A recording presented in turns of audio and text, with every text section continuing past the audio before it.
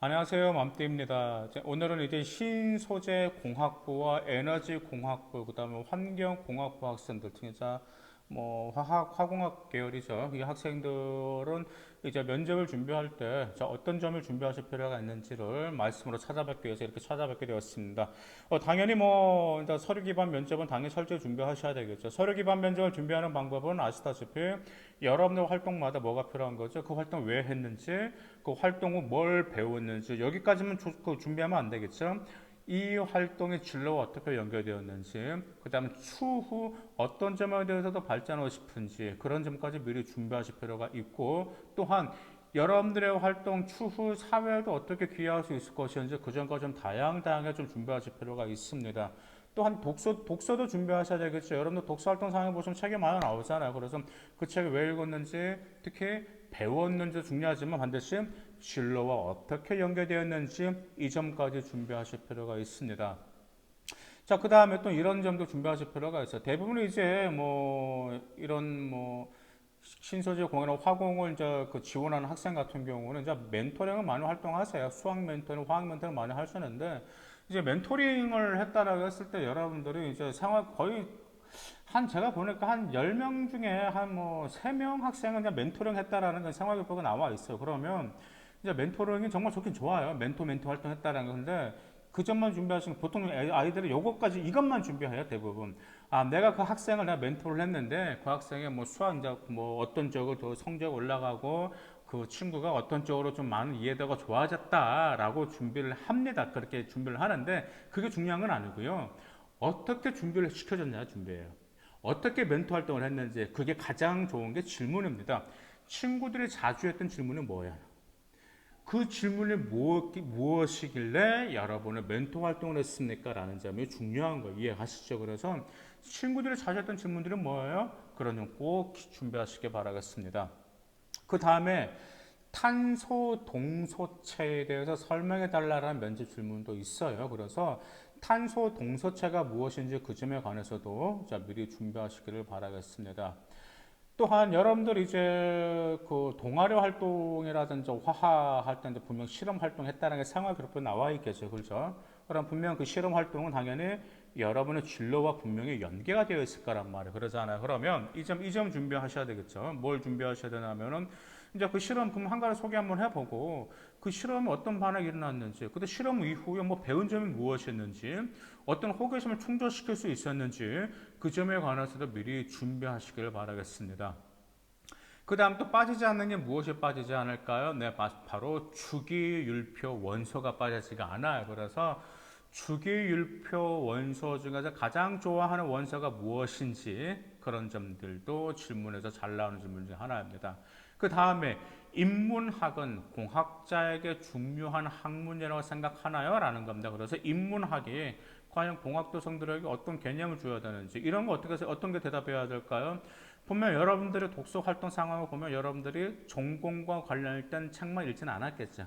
당연히 인문 계열과 관련된 책도 있었을 거란 말. 그러면 어떻게 하셔야 되죠? 이제 그 책을 끄집어내다가 제가 그 책에 관해서 읽으면서 공학도로서는 어떤 자질과 역량이 필요하는데 그 역량과 자질을 개발하기 위해서는 어떤 인문학 분야가 필요한 것 같더라라고 말하면 여러분의 경험과 연계된 발표기 때문에 매우 설득력이 있다는 점 기억하실 필요가 있습니다. 그 다음에 질소와 순서가 반응하면 무엇이 발생하죠? 바로 암모니아가 발생하게 되죠. 근데 이때 또 무엇도 발생하죠? 열도 발생한단 말이에요. 자, 그러면 온도와 압력을 어떻게 해주면 암모니아가 많이 발생할까요? 라는 점 역시 잘 나오는 질문 중에 하나입니다. 또한 이런 질문 잘 나와요. 열역학 제1, 2법칙 설명해 달라는 질문도 잘 나오기 때문에 열역학 제1, 2법칙도 미리 준비하시기를 바라겠습니다. 그 다음 또 잘 나오는 질문 중에 하나가 바로 유기화학과 무기화학이에요. 그러면 유기화학과 무기화학은 이제 배우게 되는데, 유기화학과 무기화학이 배우는 내용의 차이가 무엇인지, 내용에서 어떤 차이가 있는지 이 점도 잘 나오는 질문 중에 하나입니다. 그 다음에 이제 화학의 법칙에서 기억나는 걸 설명하라고 하고, 화학의 법칙에서 기억나는 걸 설명하고 나서 사례를 들어 설명하라 라는 질문 역시 단골 질문 중에 하나입니다. 그 다음에 이제 산성비도 종종 나오기도 해요. 그래서 산성비가 어떻게 만들어지는지, 그 다음에 산성비가 환경에 미치는 영향이 무엇인지에 관해서 여러분들의 화학적인 지식을 곁들여서 그 다음에 좀 구체적으로 환경공학적으로 설명하실 필요가 있겠죠.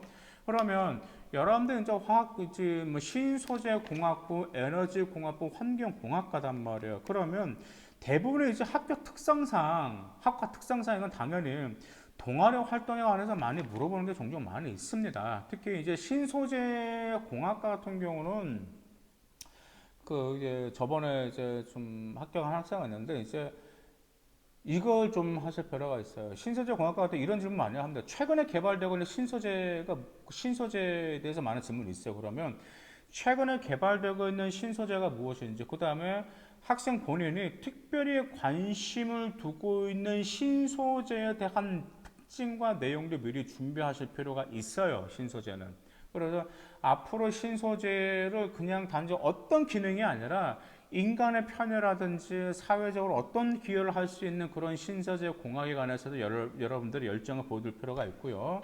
그 다음에 이제 에너지 공학과 같은 경우도 여러분들이 준비를 하실 때 에너지 공학과 정말 그 핫한 공학 중에 하나죠.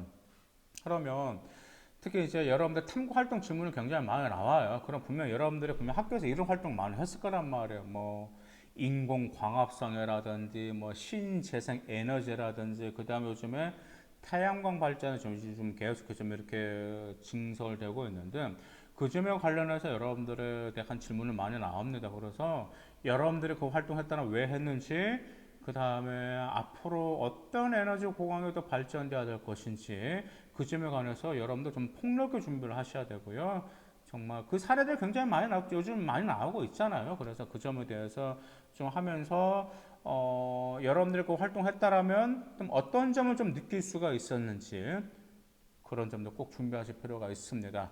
그다음 이제 환경공학부 우리 학생 요즘 환경공학과 요즘 떠오르고 있어 서서히 좀 커트라인 올라가고 인기가 좋아지고 있어. 아무래도 코로나도 있긴 있는데 그것보다도 지금 지구 온난화 굉장히 심각하잖아요. 그래서 탄소 중립 정책까지 나오고 좀 미국 역시 바이든 미 대통령 역시 탄소 중립 정책에 관해서 지금 기후 변화에 대해서 굉장히 민감하기 때문에 환경공학에 떠오르고 있는데요. 이제 환경공학 분야는 정말 사회적 이슈가 되면서도 정말 개척될 분야가 많아요. 환경이라고 하면 단지 지구 온난화가 아니잖아요. 뭣도 포함되는 거죠. 뭐 토양도 될 수 있고, 그 다음에 바다도 될 수도 있고, 대지도 될 수 있고, 그 다음에 뭐가 될 수 있죠. 뭐 공기도 될 수 있고, 수질도 될 수 있고, 모든 게 많았고, 응용 학문의 성격이 굉장히 크기 때문에 질문폭이 굉장히 커요. 환경공학부 같은 경우는. 그래서 이 환경공학부 같은 경우 여러분들 사회적 이슈도 준비하면서 정말 좀 거기 수질과 공기와 대지와 바다와 그 다음에 심지어 뭐 동물의 배설물과 함께 여러분들은 좀 폭넓게 준비하실 필요가 있습니다. 환경공학부는. 그래서 그 점에 대해서 여러분들 충분히 준비한다면 여러분들의 그 진로 적합성, 전공 적합성도 보일 수 있다라는 점 기억하시길 바라겠습니다. 감사합니다.